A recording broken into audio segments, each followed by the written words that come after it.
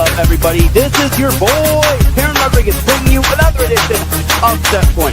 And as always, we have ourselves a jam-packed show as we have a lot of volleyball to discuss, such as Arizona State pulling off the upset over the reigning champion, Penn State. And Penn State wasn't the only one to have lost to, in terms of Arizona State. They also lost to TCU. My goodness, those boys frogs pulled off the upset yesterday on Labor Day, and Nebraska pulled off a reverse sweep against Kentucky. How big was that win for the Huskers? And UCLA, in the match that they played in yesterday that I was at, pulled off a thrilling 5-set win, which definitely had a lot of twists and turns. Also, how about Julia Donlin and Lexi Jennifer winning the ACC League on the women's side in terms of the championship? And Bill Dowhauser and Trevor Kraft won on the men's side as well. Plus, we got a lot of high school girls volleyball to discuss. So hand me a buzzer. Set next. Some of us biggest volleyball action here on Set Point. It's Teran Rodriguez bringing you another edition of Set Point here on IE Sports Radio. Your feed for all that is sports.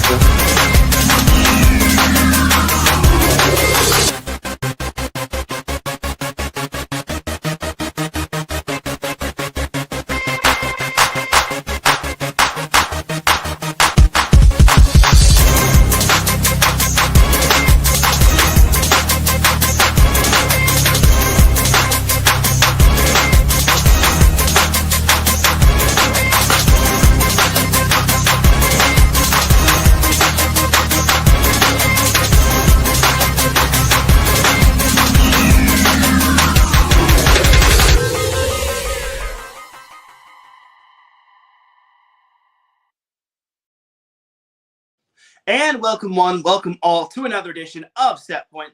Thank you all for joining me on this beautiful Tuesday afternoon, Tuesday morning, Tuesday wherever you are listening from. Either way, you've made your way to episode 314 of Set Point. And without any further delay, let's begin. But first and foremost, Set Point would not be where it's at without IE Sports Radio providing the platform to go live on StreamYard, which is YouTube, Twitch, and X. Please do follow IE Sports Radio on several different social media platforms such as X, TikTok, and Instagram. Also, make sure to subscribe to IE Sports Radio on YouTube.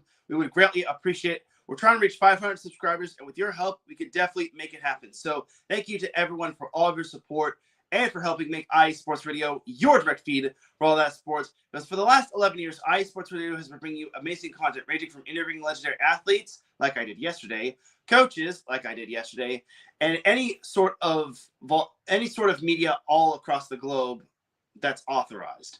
Once again, thank you for your support and for making IE Sports Radio your direct feed for all that sports. A huge shout out to two of our sponsors, Planet Jerky Premium Brisket Beef Jerky and Vital Apparel. So without any further delay, let's get on into what our sponsors are all about. I will see you on the other side.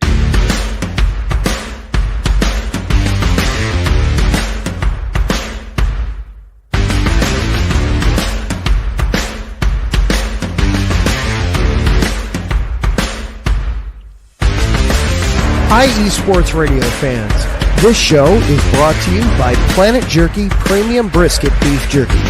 Planet Jerky is the official jerky of the 2022 California League champion Lake Elsinore Storm, Single A affiliate of the San Diego Padres. This all brisket jerky has gluten-free options, contains no MSG, no sodium nitrate, is low in sugar, and high in protein. Go to their website at planetjerky.net and follow them on Instagram at Planet Jerky. Planet Jerky, the jerky that's on a whole other planet.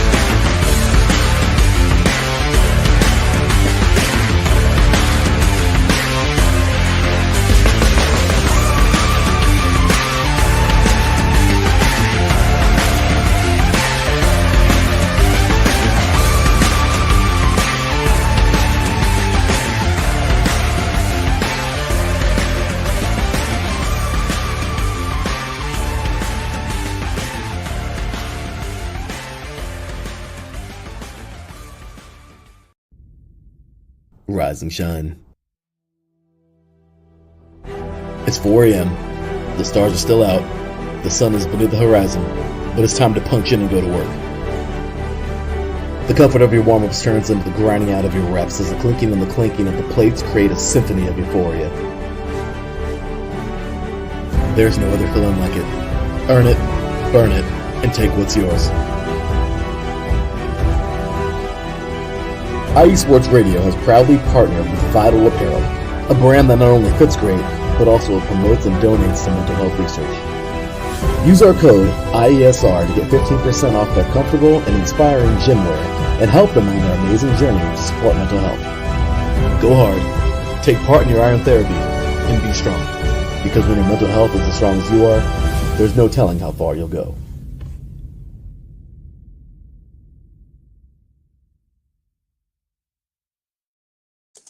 That's right, everybody. Definitely check out all of our amazing sponsors. We appreciate them for being the official sponsors of IE Sports Radio, your direct feed for all that sports. And the way you can follow Setpoint on Instagram is Setpoint on Instagram is at set_point IESR. Let's just get rid of this. And you can also follow Setpoint on X as well, at set_point IE. You can also follow me personally on X as well, at Teran Rodriguez 1. And also, Setpoint is now on TikTok. Yeah, I officially caved in. I got TikTok. And I decided, you know what? Let's do it. I think after a little bit of some talks with the boss man, Larry B, I decided, let's go get TikTok. And I'm trying to get the hang of using TikTok. It's still at set_point IE. So let me just figure that out. Let me just switcheroo really quick. Just going to put that, make it a 100% official. Bam. All right. So, yeah. Setpoint is on TikTok at set_point IE. So, I'm hoping I'm getting the hang of it. I'm going to try my darndest to try to get the hang of trying to post on TikTok as well, because I might as well have TikTok since I've already got X and Instagram. I made a Facebook page, but I have not been posting regarding that. I really need to start getting that more in action. But I digress, and that's how I got TikTok. So do follow Setpoint on TikTok as well.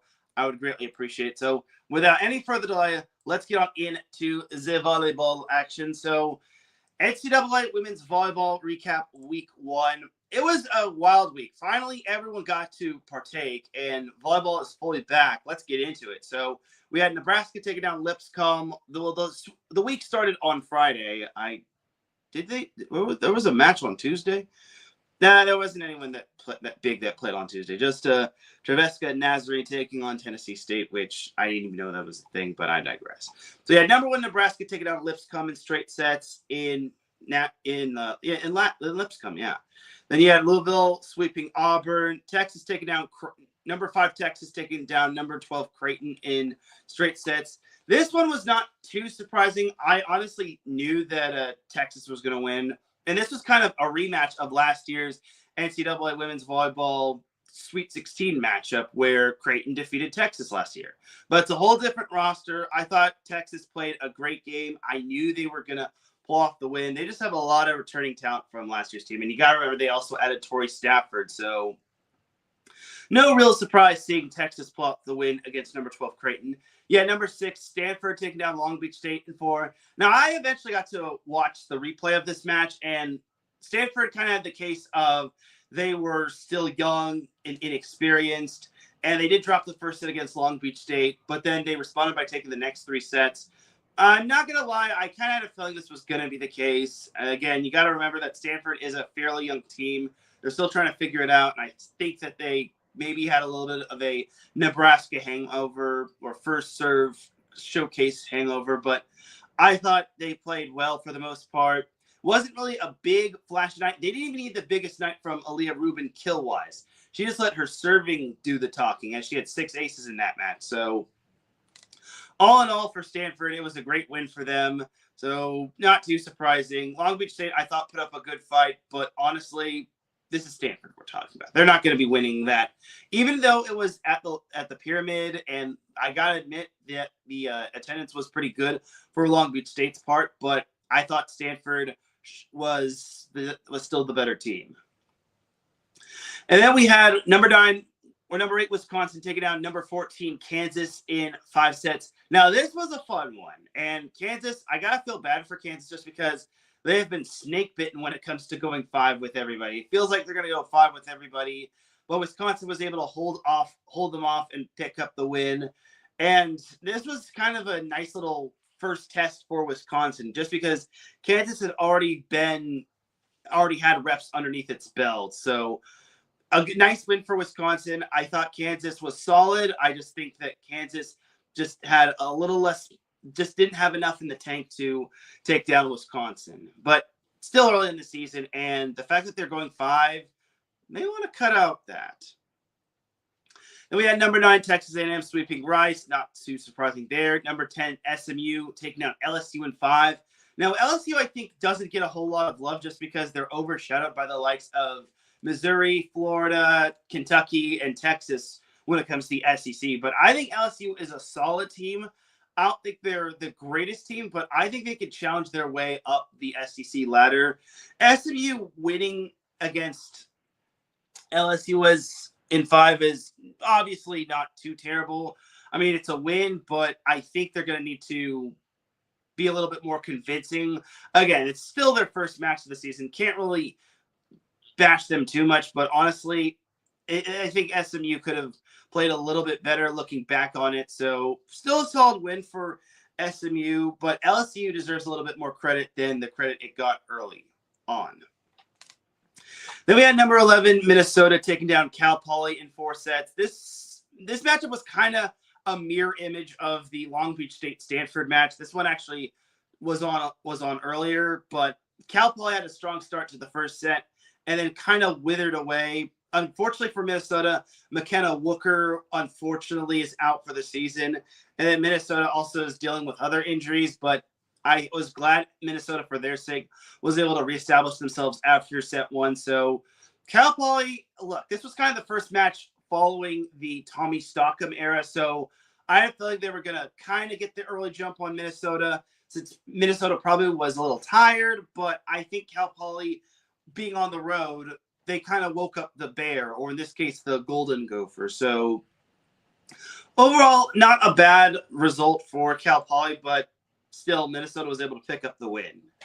Then you had number 13, Arizona State sweeping UNI. That's actually Northern Iowa. Yeah.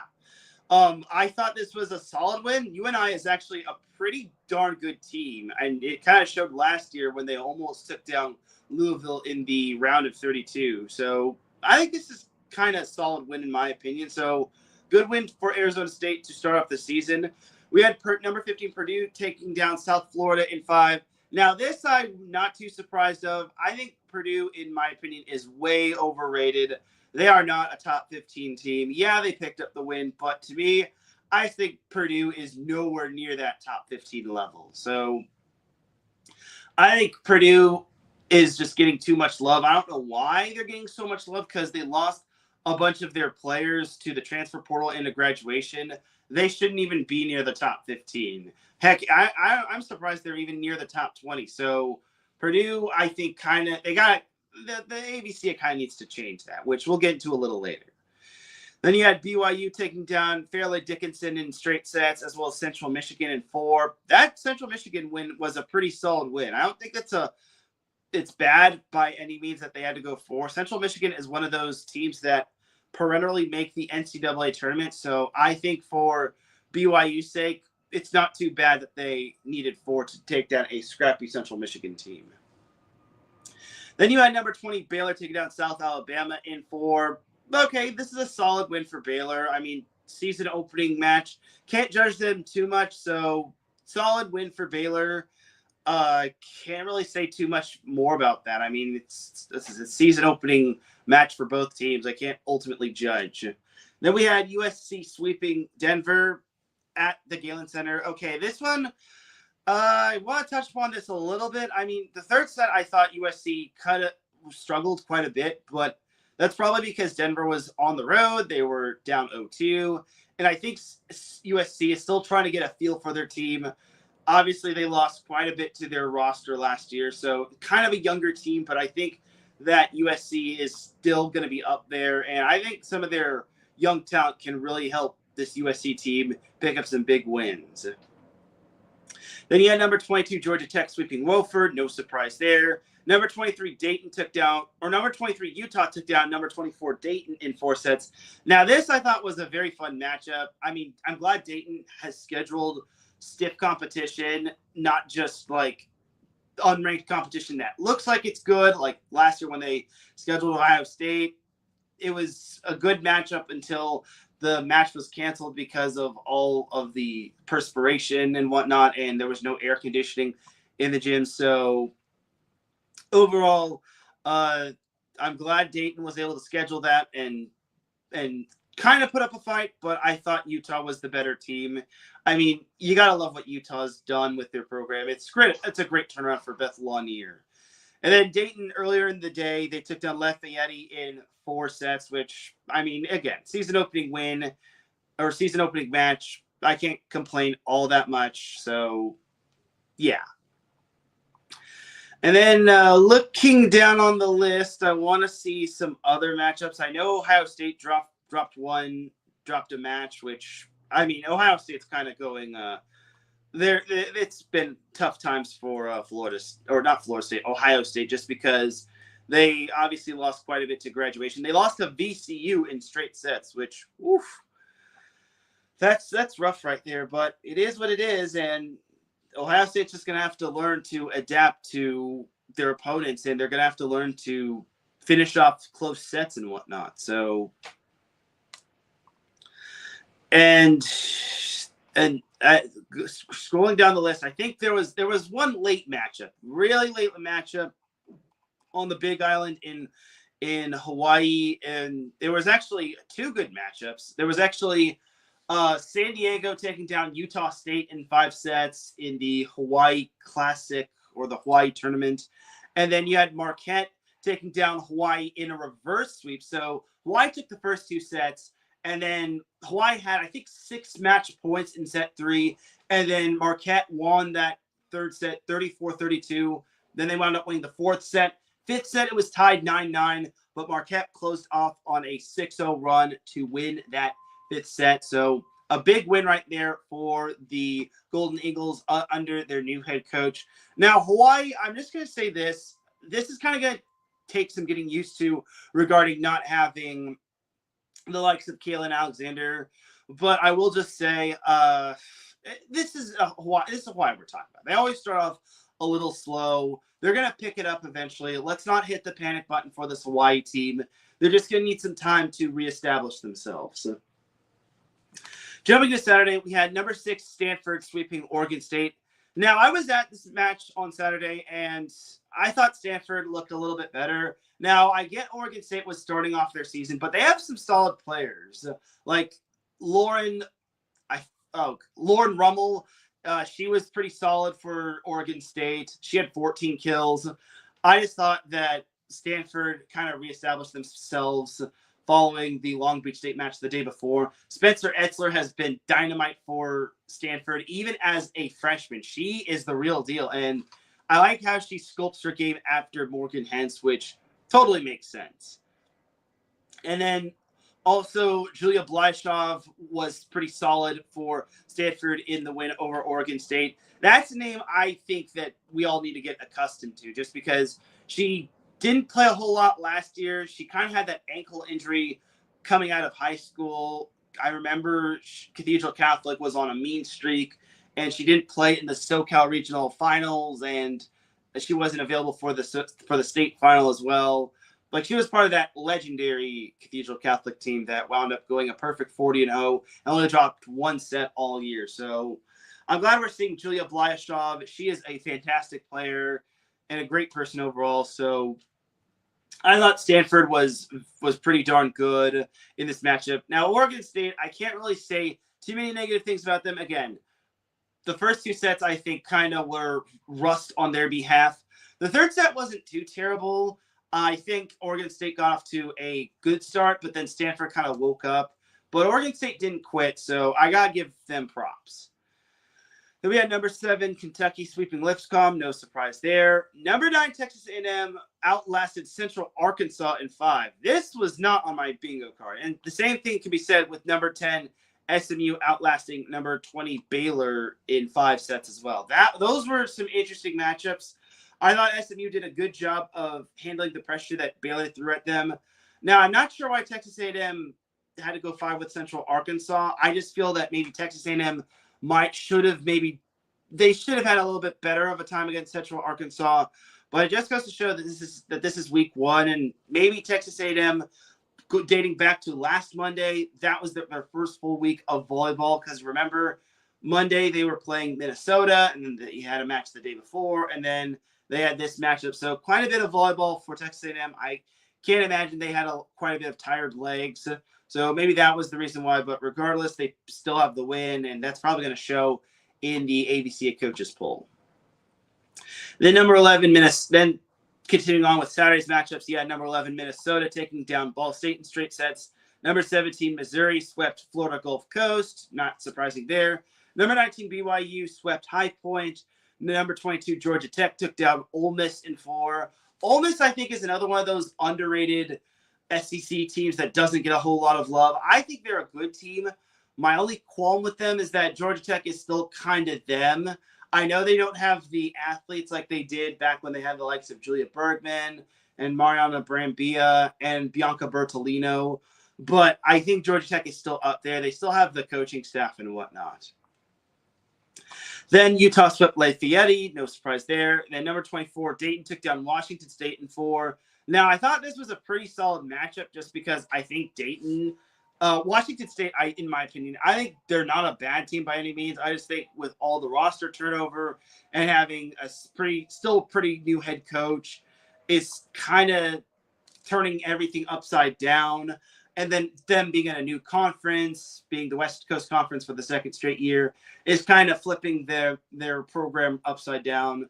They're just trying to reestablish themselves and trying to pick up the pieces and whatnot. So I would say I would say this is a solid result for Washington State, but for Dayton, I still proves that they are still top 25, but I would be careful if I were Dayton. And that was pretty much it in terms of some of the notable matchups last Saturday. Just trying to look if there were some other notable Saturday matchups, and there were. So remember how I mentioned that Hawaii had some banger matchups? So there was another banger of a matchup. San Diego took down Marquette in a 5-set barn burner, and this was fun right here. I think let's jump to the 5th set.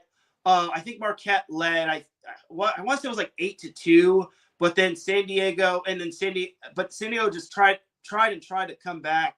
They eventually got within 2 at 13-11, and then oh my God, the amazing gutty little Toreros. They pulled off the 5th set win, 15-13. You gotta love what the San Diego team has done.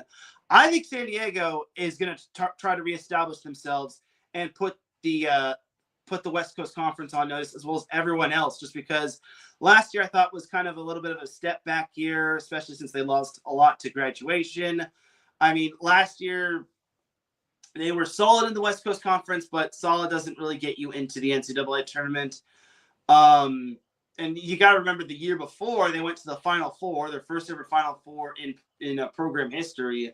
And then the following year, they just kind of had a little bit of a Final Four hangover. But I think San Diego is going to be a great team to watch for. They definitely have a lot of key pieces like Nemo Beach and Isabel Clark. So do not sleep on San Diego by any means. And then we had Utah State sweeping Hawaii. Now, I kind of am a little surprised at this. Maybe Utah State is better than what most people are giving us credit for. They were chosen as the best team in terms of their conference's preseason poll. I thought Hawaii was going to be a little bit better, but maybe it's still tired legs. Maybe it's still Robin Amo still figuring things out, because it's still a young Hawaii team. And losing Kalen Alexander to the transfer portal really sucks. But honestly, they still have a lot of talent from last year's team, like Taylor Hawkes. Jumping over to Sunday. Sunday was super duper fun. You had number 1 Nebraska reverse sweeping number 7 Kentucky. Oh, God. I really feel for Kentucky. They missed too many untimely serves, which really sucks for them, but you got to put away Nebraska ASAP. This was featured on ABC. This was a very fun matchup, and I'm glad it was nationally televised, and I'm glad they had the Broadway showdown in Nashville, Tennessee. Something else I forgot to mention on Saturday. Congratulations to Vanderbilt's women's volleyball team on getting their first win in 45 years. They hadn't had a program in 45 years, and Vanderbilt finally broke through after suffering 2 losses, one on Friday and then one against Kansas to start the season. Vanderbilt finally broke through and picked up their historic first win. By the way, this whole their first match was actually played outdoors, which I thought was super awesome. So another scenario where amazing amazing events in terms of women's volleyball or volleyball in general. Unfortunately, I can't make because, well, I just don't have the funds and whatnot. All right, continuing on, we had the big upset here. Number 13, Arizona State took down number 2, Penn State in 4. I just thought this wasn't Penn State's match. And Noemi Glover really went off for Arizona State. This is definitely one of Arizona State's highest ranked wins in its program history. And for them to take down the reigning champion, Penn State, is pretty darn phenomenal. But you also got to remember Penn State went 5 with Kansas last Monday. So I think for Penn State, they're starting to show a few cracks. It's not like last year's team. I kind of expected Penn State to struggle a little bit. I mean, the first match when they took down Creighton, obviously it was a good match. Had a little trouble putting them away in the third set, but still pretty good. And then as we saw last Monday, Penn State struggled against Kansas, especially needing to go 5 with them. That was kind of the case with Arizona State as well. And then also, continuing on Sunday's matches, we had number 3 Pitt taking down number 25 TCU in 4. Now, I think all of us owe TCU an apology. Some, including myself, wondered why TCU was ranked. I think TCU proved why they deserve to be ranked, and I think they were pretty darn solid against Pitt.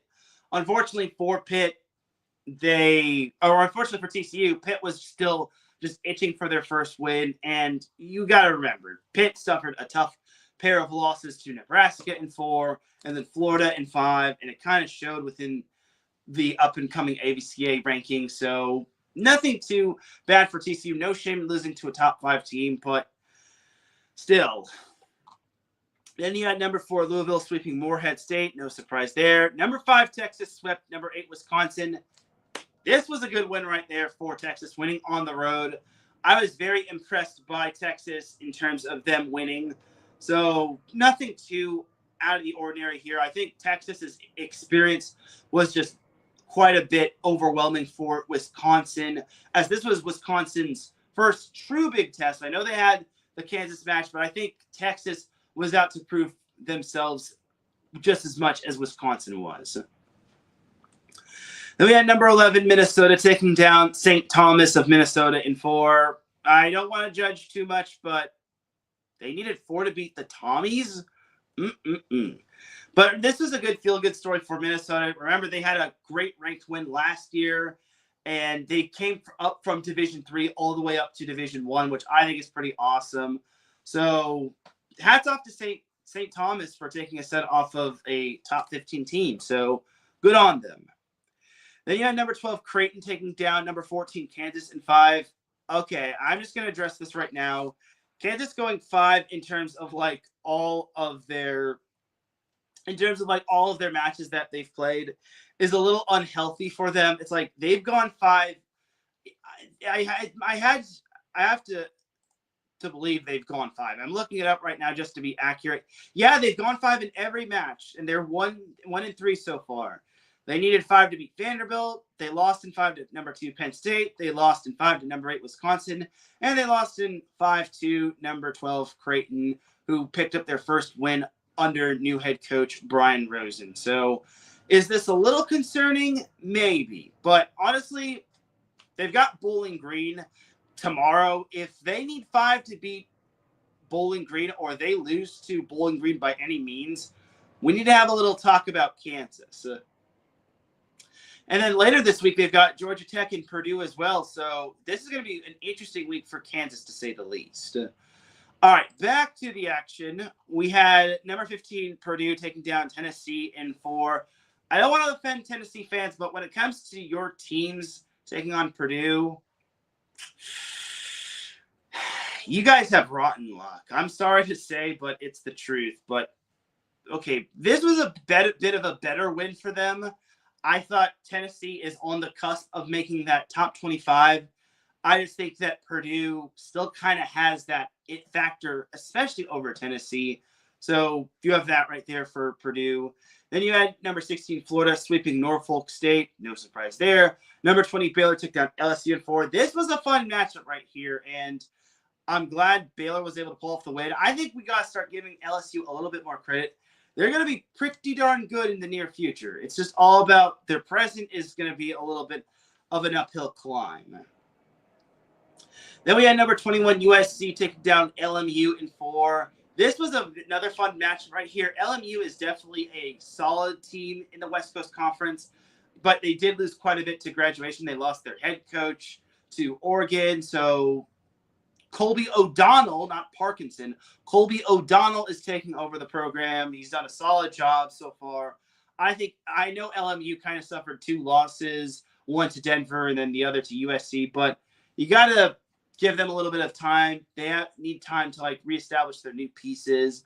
And then them taking a set off USC is pretty darn good. I mean, these two are kind of like rivals. I think it would have been better if Trent Kirsten was still head coach, but Colby O'Donnell, I think, still has ties to UCLA, and he knows he doesn't want to lose to USC and whatnot. But unfortunately, that was not the case. Then we had number 22, Georgia Tech, taking down Arkansas State in 4. No, I wouldn't say too big of a surprise. I mean, Georgia Tech is still trying to figure who they are out. I think Georgia Tech is still solid, but they're not going to be as big and flashy as they were, like I said, the last few years when they had all sorts of that international talent on that team. Then we had a nice little former Pac-12 matchup. Number 23, Utah, taking down Washington State in straight sets. Again, Washington State is still kind of been flipped upside down in terms of their program with new head coach, roster turnover, all that sort of thing. But I'm glad Utah, for their sake, was able to prove themselves that they were able to defend their home floor and pick up the win over a team like Washington State. So, yeah. And then you had Auburn taking down St. John's in 4. That was kind of a nice little fun matchup right there. I think St. John's, if there's any team to watch for not named Creighton and Marquette in the Big East, it's St. John's. I think they could definitely have potential. I think they're such an under-the-radar team. I don't think they get a lot of love in the Big East due to the fact that they're in a conference that's occupied by Marquette and Creighton, and that's pretty much ran by Marquette and Creighton pretty much every year. So there you go. All right, and then on Sunday, jumping back to the Hawaii tournament, we had Marquette outlasted Utah State in a 5-set barn burner. If you're a fan of 5-set matches, Hawaii was the place for you. I really love that we had a lot of 5-set matches in the Hawaii tournament. We had 2 5-set matches between San Diego and Utah State, and then Hawaii and Marquette. Then we had Marquette and San Diego going 5, and then Utah State and Marquette went 5. So a lot of 5-setters for Marquette, but they kind of going down the route of Kansas. But I think we can cut Marquette a break. Still a little bit of a new team and a new coach. We'll have to wait and see what we can truly see from Marquette. I don't think they'll be able to overcome the likes of Creighton, but I imagine they scheduled tough this season. And then San Diego swept Hawaii and to win the Hawaii tournament, which I'm not too surprised at this. I mean, we got to remember that Hawaii always starts off a little slow, especially facing a lot of stiff competition. And this is a younger Hawaii team than normal. So if I'm a Big West Conference fan that's not of Hawaii, I would not be writing the funeral eulogy for Hawaii right away. Hawaii's going to get better as time progresses. Hawaii fans also need to remember that this is a younger team. I think Hawaii will be fine. There's no way Hawaii's going to not do good in the Big West. Trust me on this one. Anyway, moving on to yesterday's Labor Day matches. We had number 3 Louisville sweeping St. John's. No surprise there. We had number 24 TCU taking down Penn State in 5. This was fun. TCU almost got reverse swept, but they were able to take down Penn State. Now, unfortunately for TCU, they did lose Jalen Gibson due to injury. I think it was in the 3rd set, which kind of ignited the Penn State turnaround. But thankfully for TCU, they were able to win it for Jalen Gibson. And honestly, that's a character win right there for TCU. Not just a character win, but a big win at that for TCU. I think this is a TCU team that's really starting to prove themselves. I think this TCU team can be fun.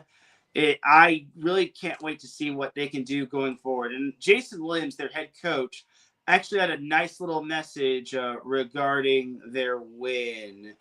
And they said this after in the postgame press conference. They said this one's for Jay, and that was a very, very fun win and very amazing win, especially since Jalen Gibson is their captain and whatnot. So I really want to try to find the what Jason Williams said. Jason Williams. I'll figure it out. I'll try to find it a little bit later. But it was just said. He just said he was just thankful for all of the fans that showed up, and he was also grateful that they were able to win in honor of Jalen Gibson. So there you have it right there. And then Pitt swept Arizona State. Not too bad of a win right there. I mean, Arizona State was coming off of that big win over Penn State, but Pitt, I just think they needed this a little bit of a statement win right there. I'm still surprised that Arizona State was ranked behind Penn State in the overall rankings in terms of the AVCA rankings, but more on that a little later. And then to close off the night, or to close off week 1, we had this matchup that I attended last night. Number 19 UCLA playing at Long Beach State, where UCLA outlasted Long Beach State in a 5-set barn burner. It was the first time since 2013 that the two teams went 5, as UCLA was led by Maggie Lee and Sheridan Leverett, both having 18 kills. Leverett had 10 digs. Mariana Singletary added 12 kills along with 9 blocks. Zayna Meyer did not start the match, but she actually came in pretty much the later stages of set 1, and she pretty much took over. And I interviewed her afterward. That interview is on X, Instagram, and my TikTok. But this was a big win for UCLA. Everyone was starting to freak out why UCLA was down 0-1 to Long Beach State. Let me tell you all this. UCLA was kicking off their season. Alfie Ref didn't really have a set starting lineup. They were on the road. Long Beach State had a pair of matches under their belt. We really can't be jumping to conclusions when it comes to seeing these teams down certain matches, down certain sets. Stanford is kind of the exception just because Long Beach State was starting its season. But honestly, we can cut UCLA a little bit of a break, especially with a whole new roster and lots of expectations. It's kind of gets a little flustering for UCLA, but you got to give credit to Long Beach State. They battled. My only qualm for them was that they only had 4 kills in the middle. You got to set the middle a lot more. Logan King and Annabelle Kotsakov were both amazing. But that being said, you need to get the middles involved. Get Rianne Sheffy involved. Get Nico Thomas involved. They also had another middle blocker that transferred from Clemson. Her name is Pola Bujnarowska. If I mispronounced that, I apologize. She got to see some action, but unfortunately she didn't register any points, let alone kills, or she had an attempt. So yeah, I think Long Beach State is going to do some great things, and I was really happy for them that they were able to pick up their first win under Natalie Regan as the official head coach. Because remember, last year she was the interim head coach following Tyler Hildebrand's departure. Now she's the official head coach. So good on Natalie Regan for getting her first win, and good on her team for pushing Stanford and UCLA and not getting dog walked and whatnot. So I'm going to encourage you all to definitely keep an eye on Long Beach State. I know it's kind of my alma mater, but They're not one to be underestimated. All right, that is it officially for the NCAA Women's Volleyball Week 1 recap. So now let's jump on into the AVCA coaches poll from yesterday. Nebraska is the unanimous number 1. They garnered all 61 first place votes. Texas is number 2. Louisville is 3. Kentucky 4. Penn State 5. Stanford 6. Arizona State 7. Wisconsin 8. Pitt 9. Texas A&M 10. SMU 11. Florida State 12. Creighton 13. Minnesota 14. Kansas 15. Missouri 16. Purdue 17. BYU 18. UCLA 19. Baylor 20. Utah 21. USC 22. Georgia Tech 23. TCU 24. And Dayton 25. So no one dropped out for last week's poll. And then other teams receiving votes: North Carolina, Oregon, Tennessee, Western Kentucky, Miami of Florida, Marquette, Florida State, San Diego, Oklahoma, Arizona, LSU, and Rice. All right, but that is that right there for the AVCA coaches poll from last week. I mean, I don't really have too many thoughts on this. I will say Arizona State had a great jump from number 13 all the way up to 6. Biggest jump of the week for them. Still think Purdue is still way too ranked high, and I don't understand why UCLA got bumped down even though they hadn't played a match. I'm just going to say this right now. The AVCA shouldn't have released a poll yesterday. They should have released the poll today, and I think it's a little disappointing that they released the poll right when there were like certain matches going on. So maybe it's just me listening too much to other NCAA women's volleyball fans, but I think they should have released the poll today instead of yesterday, but I digress. All right, but that is that for the NCAA Women's Volleyball Week 1 recap. We'll circle the wagons back to preview Week 2 a little later, but when we come back, we have some AVP to discuss, then we've got some high school volleyball to discuss, and then we'll circle it back to NCAA Women's Volleyball Week number 2. So keep it locked here. You're listening to Set Point here on IE Sports Radio, your direct feed for all that sports. We'll be right back after this.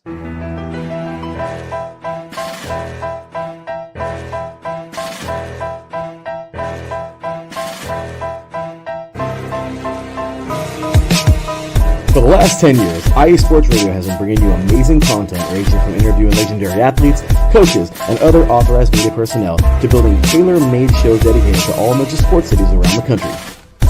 Make sure to follow us at IE Sports Radio on X, Instagram, Facebook, TikTok, and YouTube to keep up with the latest in sports and with all of our shows. Also, make sure to check out our daily updated website at iesportsradio.com. At iesportsradio.com, you can see our daily show schedule and check out all of our show pages with personal bios to learn a little bit more about each of our awesome hosts. In addition to our show pages, you can catch the IE Sports Radio blog, Hall of Fame, Fans of the Month page, and our merchandise shop, including t-shirts, tank tops, caps, long sleeves, hoodies, and more. For now over a decade here at IE Sports Radio, we've continued to be by the fans, for the fans, and we thank you all for your support and for making IE Sports Radio your direct feed for all that is sports.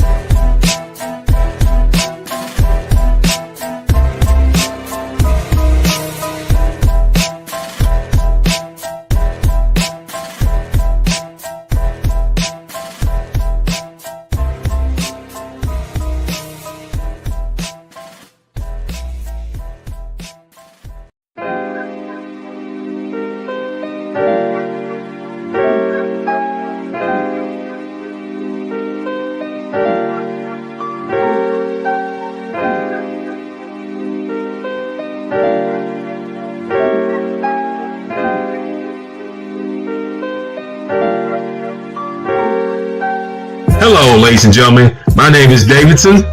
It's your boy, Dentarius Lava. And we are the hosts of Fast Break here on IE Sports Radio, where we discuss everything in the world of basketball from prep to the pros. You guys should definitely check us out, man. Sunday, 8 p.m. Eastern, 5 p.m. Pacific. We got all the basketball information you guys need, so we look forward to you guys listening in. And please do, because we are the best basketball show on this side of the Mississippi. And please do check us out on Twitter at FastBreakISR. D-Lock, where's our time again?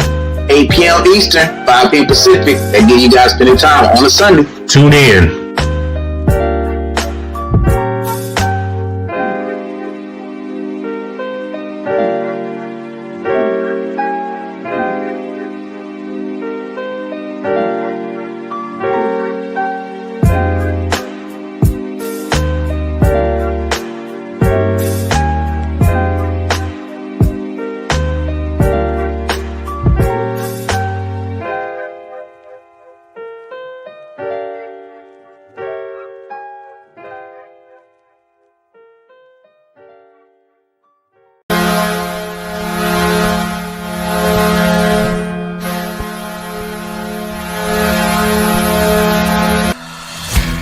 Hockey fans, I'm Adam Kernick.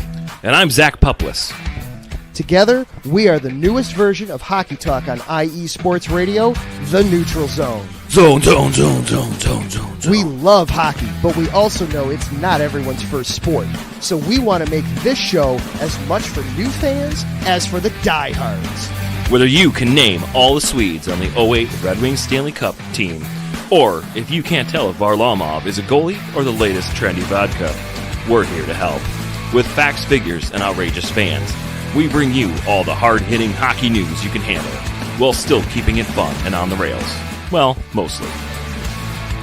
So tune in every week as we go around the hockey world, from college to Canada, the minors and the majors, and everywhere in between. So bring your cellies, And your one-timers, you wicked wristas. and be sure to protect your five-hole.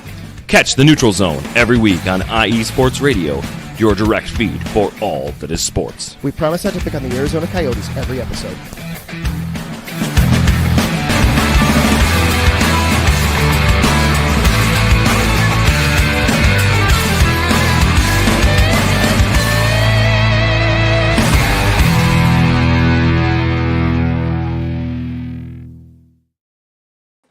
Back with segment number 2 of Set Point here on IE Sports Radio, your direct feed for all that sports. Definitely check out all of our amazing shows and definitely check out IE Sports Radio as a whole. Definitely follow them on social media down below in that ticker. Follow them on TikTok, X, Instagram, and subscribe to them on YouTube. We would greatly appreciate it. All right, now let's get on back to the volleyball action. So we're actually going to make the jump from the indoor side of things to the beach volleyball side of things. So AVP League Championship. So y'all got to remember that I don't just cover NCAA volleyball. I cover all volleyball. I cover all of the volleyball. That being the AVP League Championship, which was held in Chicago, Illinois, which I thought was a pretty nice thing right there. So starting off, this whole thing started off on Saturday, and it was the six best teams, the six best pairs in terms of like women's and men's facing off against one another. And before I continue, I gotta thank my boy Brian Francione for popping into the chat room. He says, "Good afternoon, Teran. Thank you for tuning in, Brian. I appreciate you." All right, but back to this. So we had the AVP League Championship. So we had the San Diego Smash taking on the LA Launch on the women's side. It was the 6th seed Smash that featured Gina Arango and Devin Newberry taking on the LA Launch, which featured Megan Kraft and Therese Cannon. And I was very stunned at this result. The San Diego Smash took down the LA Launch in straight sets 15-11 and 15-11.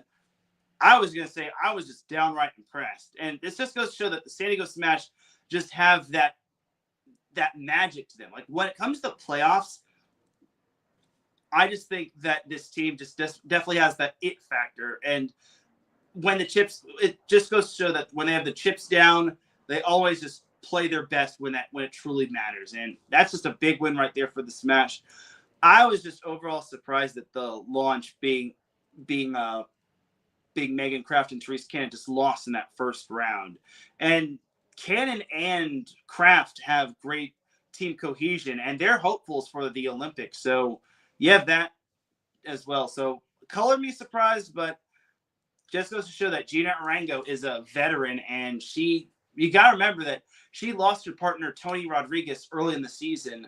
And then she had to have a new partner in Devin Newberry. And I think she also had Abby Van Winkle as well before she settled in on getting a fully new partner in Devin Newberry. So there you go. Then you had the Brooklyn Blaze, which featured Julia Donlin and Lexi Denneberg taking down the Miami Mayhems, Kelly Cheng and Molly Shaw in straight sets 18-16 and 15-12. Okay, this one was kind of expected, but I kind of didn't expect Miami to just put up a fight. But that being said, Julia Donlin and Lexi Denneberg have great team cohesion. You got to remember that Betsy Flint, the original partner of Julia Donlin, she was her partner last year, but then she had to take time off because she's going to be due pretty much soon. If she hasn't given birth already, then then honestly, she's going to be giving birth to her beautiful, I think, boy pretty soon as well. But regardless, a big win for Julia Donlin and Lexi Denenberg, taking down an Olympian, being Kelly Cheng and Molly Shaw, both of which have good team cohesion. But I thought the team cohesion from Donlin and Denenberg were both good. And then we had the few five-setters that we had. We had the Miami Mayhem taking down the New York Nitro in 3 sets, 15-11, 8-15, and 15-9. So the Mayhem consisted of what was it? I think it was like Hagen Smith and no, it wasn't Hagen Smith. It was like James Shaw and someone else. Oh God, yeah. What bad time for me to forget the pairs. Which, I leave it to me to forget that. But I think it had to have been someone like pretty darn good, because the New York Nitro has Team Taylor Crabb, and Taylor Sander. I was not expecting the New York Nitro to fall that early just like the LA launch. I was not expecting the Mayhem to win that one. But you got to remember, this is the Miami Mayhem team that was pretty much dead to rights until the last 2 events, where the Mayhem just showed signs of life and wound up just pretty much willing their way to victory. So overall, a very good win for the Miami Mayhem. And I just thought that it was just a very impressive win right there. So I can't knock the hustle. I think it was like James Shaw and Kame Shulk. I'm not sure. I promise you I'm going to try to fully confirm that in terms of who the men's pair was. But honestly, it was a pretty darn good win right there. I thought I thought it was a very good win right there for Miami, and yeah, it was pretty darn impressive. And it was James Shaw and Kame Shulk. So I kind of knew I was right. I kind of was second guessing myself, but yeah, James Shaw and Kame Shulk were the ones that pulled off the win right there. So there you have it right there. And oh great. Oh, there's my AVP League. All right. So the following matchup, we had the LA Launch taking on the San Diego Smash. And this one, I expected the Smash to win, just because that is Chase Budinger and Miles Evans taking on the likes of Logan Weber and Hagen Smith. But Weber and Smith took down Evans and Budinger in straight sets, 19-17 and 15-13. Yeah, I was a little surprised at this, just because the Smash have Olympians on their squad, but it just goes to show that anything could happen when it comes to this AVP League Championship. So later on in the AVP League Championship, we have the semifinals between the Palm Beach Passion and the Miami Mayhem. Oh, I'm sorry. Hold on. I'm jumping the gun here. We had the San Diego Smash on the Palm Beach Passion on the women's side. And the Palm Beach Passion consisted of Melissa Jimena-Paredes and Brandy Wilkerson, the Canadian duo that wound up winning silver in the Olympics. And they were able to take down the San Diego Smash's Gina Arango and Devin Newberry in straight sets. So unfortunately, the Cinderella run did come to an end, courtesy of the Palm Beach Passion winning 15-9 and 15-12. This was no surprise. I mean, Wilkerson and Jimena-Paredes have great team cohesion. And remember, they're Olympians, and they wound up winning a silver medal. So no surprise there. And then we had the other semifinal. We had the Palm Beach Passion taking on the Miami Mayhem, where the Passion ended the Cinderella run on the men's side as Trevor Crabb and Phil Dahlhauser took down the Miami Mayhem 15-7 and 15-10. Long story short, this was expected. And as great of a story as it was for the Miami Mayhem sneaking into the playoffs, in terms of the men's and women's side, this is kind of where the buck stopped. I mean, it was a little less surprising on the men's side with the Passion being them more so than it was just a little. And it was also a little surprising on the women's side, where the Blaze, I just thought, had more team cohesion than on the women's side than the men's side. But You know what I mean. I was more surprised that the Miami Mayhem on the women's side lost more so than the Miami Mayhem on the men's side lost, because this was kind of expected. Then we jumped to Sunday. We had the Brooklyn Blaze upsetting the top overall seed Austin Aces. Got to remember that the Austin Aces consisted of Taryn Brasher and Kristen Nuss, aka TKN. And the fact that the Brooklyn Blaze with Julia Donlin and Lexi Denneberg pulled off the upset was quite astounding. It just goes to show that Julia Donlin, aka Julia Scholes, and Lexi Denneberg both have really good team cohesion. So great job to them. And then we had probably the best match of the whole AVP League Championship. We had the LA Launch taking down the Dallas Dream in an upset win. So the Dallas Dream were the number one overall seed on the men's side. That consisted of Miles Partain and Andy Benish, 2 Olympians. But Logan Weber and Hagen Smith just did not care, as they wound up winning that match 10-15, 15-13, and 19-17. And then Donlin and Denneberg took down TKN 12-15, 20-18, and 15-9. 2 really great semifinal matches on the men's and women's side right there. So great job to the LA Launch and the Brooklyn Blaze for punching their ticket to the championship. And both number 1 seeds fell. Did not have that on my bingo card. Especially on the women's side when the Aces were my pick to win it. Everything was all chalk for me for my predictions, if you all remember last week's show. But I was wrong on the women's side, and I was also wrong on this in terms of the San Diego Smash and whatnot on the men's side. So the first matchup was the first AVP League Championship match was the Brooklyn Blazes, Julia Donlin and Lexi Denneberg taking on the Palm Beach Passions, Melissa Jimenez and Brandy Wilkerson. And I was not expecting this one-sided matchup. The Julia Donlin and Lexi Denneberg, the 4th overall seed, they took down the number 2 overall seed and last year's Olympians, Melissa Jimenez and Brandy Wilkerson, in straight sets 15-10 and 15-10. Very convincing win right there, as Donlin and Denneberg both wound up winning the AVP League Championship on the women's side. Very good on their behalf.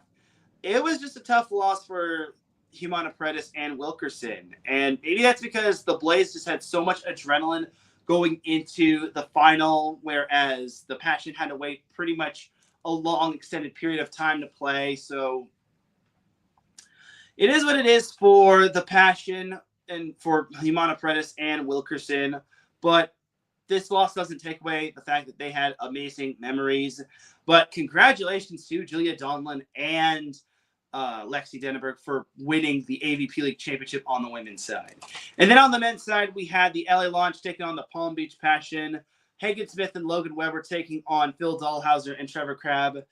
And honestly, no offense to the LA Launch's Hagen Smith and Logan Weber, but this was kind of expected. I mean, the Palm Beach Passion wound up winning, but the Launch really made it tough on the Passion, as the Passion wound up winning the match 15-12 and 16-14. The Launch were actually down 14-11, but then they wound up rattling off 3 straight points, and they saved 2 match points, which I thought was pretty darn impressive. But unfortunately, they relinquished the final 2 points. I think it was a service error and a block of the net by Dahlhauser. But you got to remember, Phil Dahlhauser, he was actually contemplating retirement, and then he said he's back, so he'll be back for next year's AVP League Championship. And last year was supposed to be the last dance for Trevor Crabb, but then he said, you know what, I am back. And Trevor Crabb is back playing volleyball, and I guess it must have been a change of heart. I'll have to interview him one day in the near future and whatnot. So there it is. That is pretty much that for the AVP League, and that's it for the 2025 AVP League season. But that's not it for the AVP entirely. There's still one more tournament, and that just so happens to be the Laguna Open. So this is a contender event, and there's going to be quite a number of notable participants partaking in this, like Sean Cook and whatnot. They haven't really released the list of players who are partaking in this, but it is what it is. So there you have it right there, and I'll get more deep of a preview when it comes to that a little later. But for right now, let's actually talk some high school girls volleyball. So actually, no. Let's talk some FIVB World Championship. I forgot to talk about FIVB World Championship. I'm sorry, everybody. There's just lots of volleyball going on in my life with NCAA, and then you had the AVP. Thankfully, I get a little bit of a break from the AVP, so I could just focus on the NCAA and then FIVB and then some high school. All right, so where we left off was the 23rd. Hold on. I'm sorry, everybody. Bear with me on this one.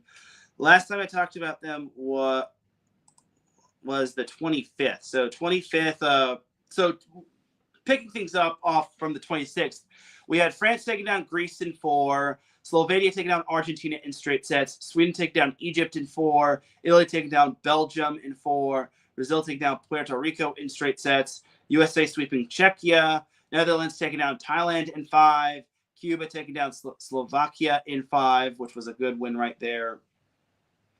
And then last Wednesday we had Mexico taking down Colombia in 5, Turkey sweeping Canada, Kenya taking down Vietnam in straight sets, Japan taking down Serbia in 4, China sweeping Dominican Republic, Spain taking down Bulgaria in 4, Poland taking down Germany in 5, Ukraine sweeping Cameroon. And that was that for the pool play. Now we go to the knockout round. We had last Friday, Netherlands taking down Serbia in 5, which was a pretty good win for Netherlands, especially since I remember covering them last year in the friendlies against USA. I'm glad they were able to pull off the win right there. Japan swept Thailand, not too surprising. Then Saturday we had Italy taking down Germany in 5, or in straight sets. Then we had Poland taking down Belgium in 5. Good win right there.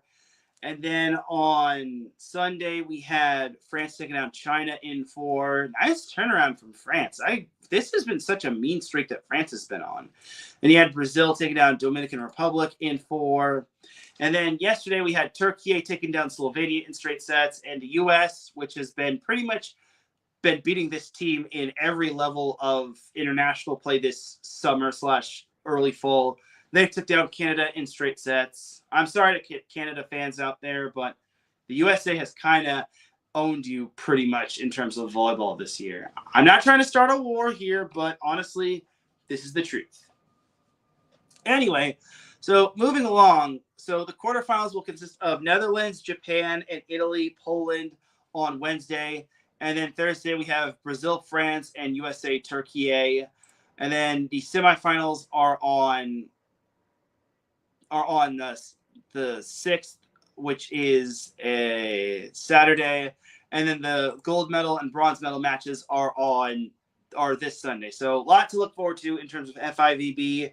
That's on the women's side. I'll probably bring you all up to speed on the men's side next week. Again, just a lot of volleyball happening. I'm going to try to cover it all. So there you go.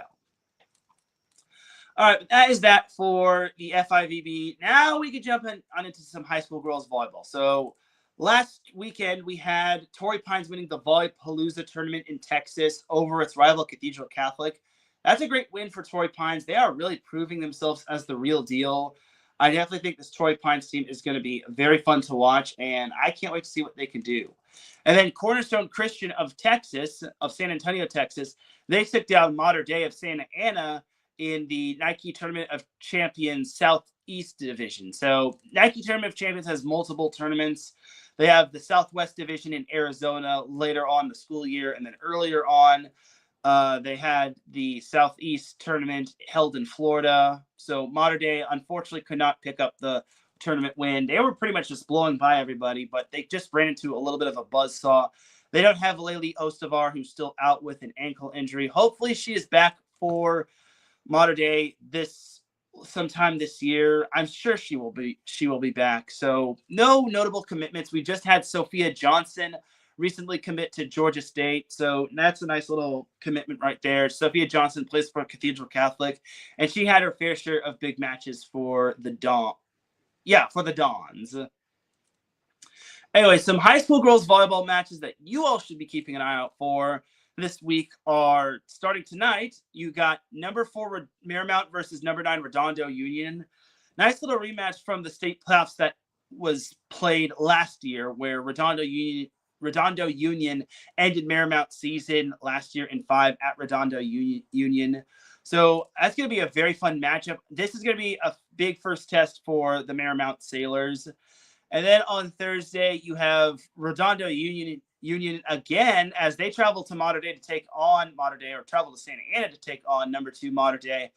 These rankings are all courtesy of Max Preps, in case you're wondering. This is a big week for Redondo Union. I think this is going to really test the Seahawks. They definitely have a great team. They brought back most of its starting lineup from last year, so do not underestimate the Seahawks by any means. I'm going to be interested to see how Mater Dei fares against Redondo Union.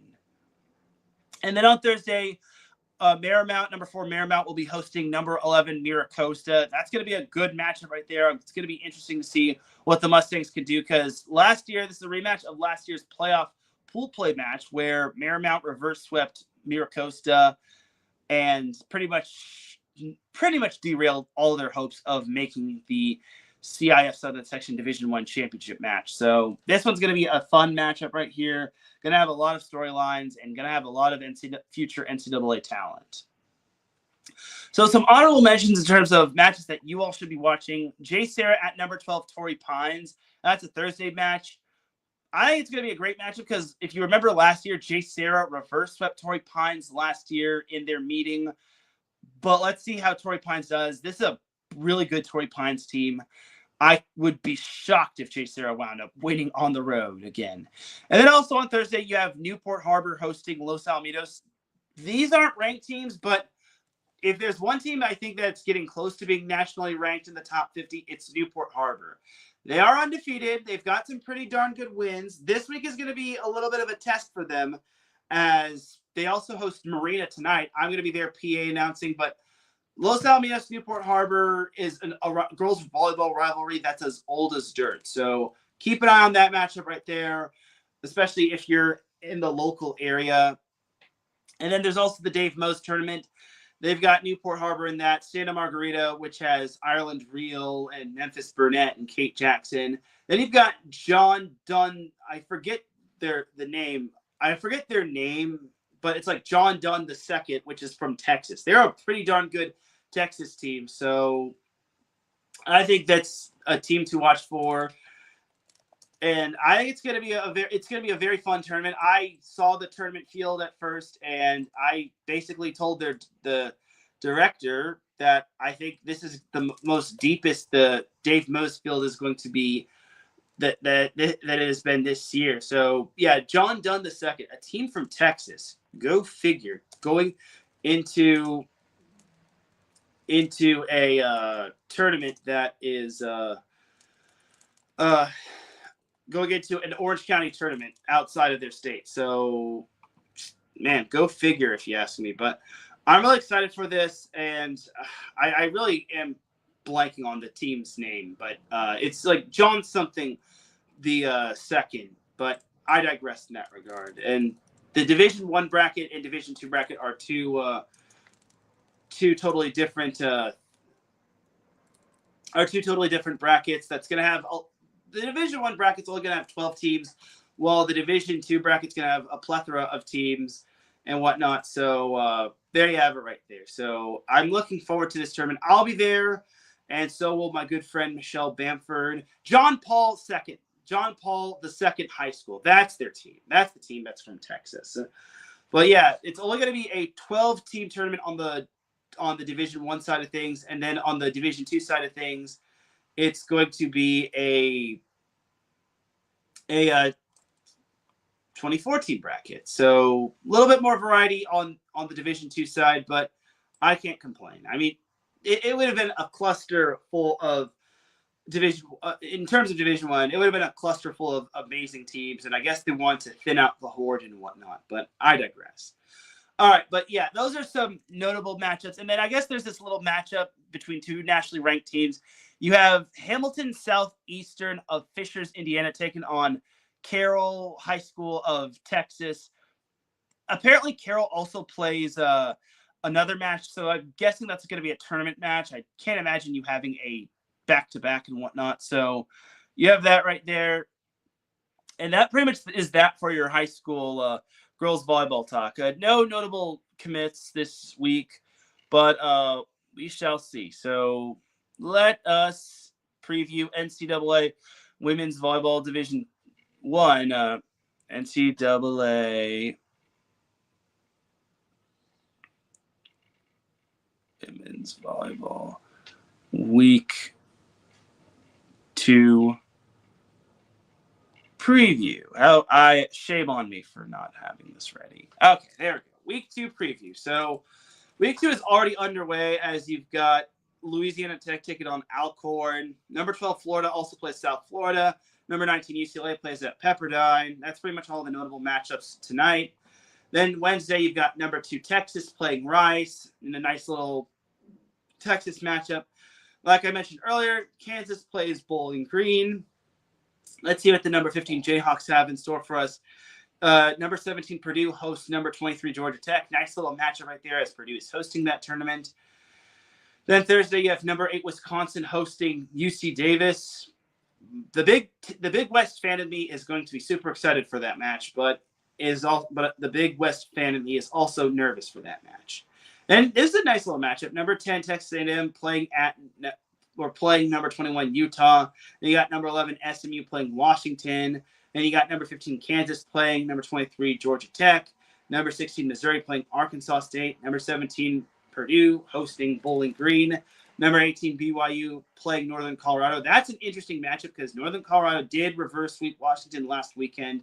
Then you got number 20 Baylor taking on Northwestern, who just won the UC San Diego tournament. That's that for the notable ranked matchups on Thursday.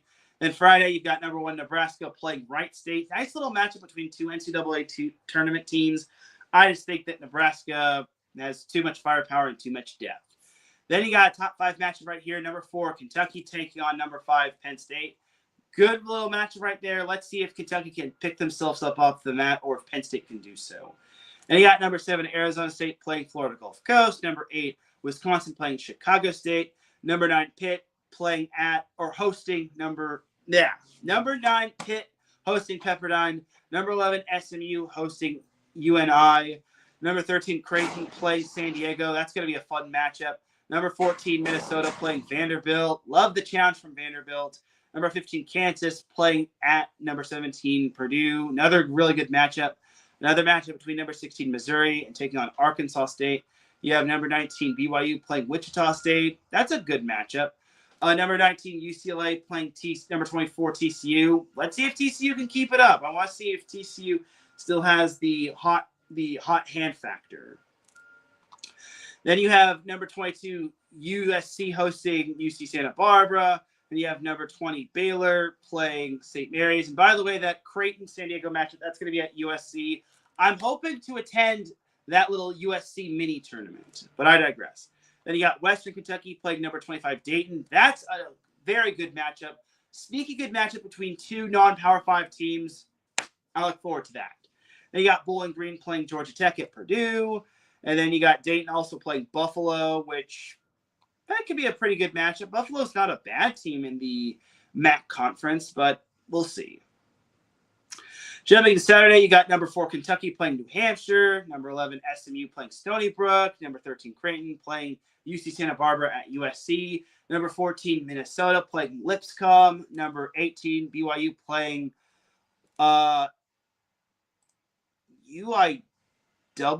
Incarnate Word. Thank God I remember Incarnate Word from my days of 3-and-out college edition with Larry B. And then number 19, UCLA plays number 24, TCU again on Saturday. Then number 21, Utah plays Utah State. That's going to be a very fun matchup. Then number 22, USC hosts San Diego. Big test for the Toreros. Then number 25, Dayton plays Marquette. That's a nice matchup right there. And that is pretty much it for the ranked matchups on Saturday. Sunday, you've got Cal playing number 1, Nebraska. This is going to be a fun one. Number 2, Texas hosting number 6, Stanford. I think it's going to be in the bigger gymnasium. not in Gregory Gymnasium. So this is going to be fun and exciting. You got number 3, Louisville hosting Illinois. That's a sneaky good matchup. I don't think Illinois, I think is underrated. I mean, they're kind of borderline of overrated and underrated. I think Illinois is out to prove themselves. Let's see if they can do so. Number 5, Penn State hosts New Hampshire. Then you got number 9, Pitt playing Jacksonville. Number 7, Arizona State playing LMU. Sneaky good matchup right there if LMU can get it together. And you got number 12, Florida playing Ohio State. Very good, pretty good matchup right there. But if Florida plays like they did against Pitt, Florida's going to take down Ohio State easy money. Then you got number 13, Creighton playing number 22, USC. I want to be in attendance for this matchup. I'm going to do whatever I can to try to be in attendance for that matchup, and it's going to be fun times. Hopefully I can get the clearance from Jeremy Wu, but Jeremy loves me and I respect him as well. So there you go. Then closing off the ranked matches, you have number 20 Baylor hosting Rice. I use the term hosting quite loosely just because Waco isn't too far from Houston, but I digress. And that's pretty much it. I guess there's 2 Monday matchups. The Citadel plays Charleston, College of Charleston, and then Michigan State plays Western Michigan, but that's pretty much it. And then Tuesday begins the new week, which is going to have some really fun, exciting matchups. But that's going to do it for the NCAA Women's Volleyball Week 2 preview. I know it kind of seemed like I went by boom, boom, boom, boom, boom, boom, boom. And if I left out any matchups that are notable, that aren't really ranked, just let me know. But that's going to do it for this episode of Set Point. I'm sorry if I didn't go live last week or yesterday, just because I was at Long Beach State for Long Beach State UCLA, but I digress. I will be back to my regular time and day next week. I guarantee you there won't be too much of that whole thing. I mean, there actually will be. This is a fair forewarning, but I'll probably, if I ever have to move Set Point again, I'm probably going to have Set Point a little earlier instead of just moving it to Tuesday, just because I think it's a little scatterbrained and overwhelming for my taste, but I digress. But for everyone here at IE Sports Radio, this is Teran Rodriguez signing off. Have yourself an amazing week. Enjoy all the volleyball action. I'll also be at UC Irvine on Saturday for when they play Colorado. That should be a pretty fun one right there, but we'll have to wait and see. Still got to get clearance from UC Irvine, but have a great week. Enjoy all the volleyball action from all levels, and I will see you on the other side. Take care, everybody. Peace.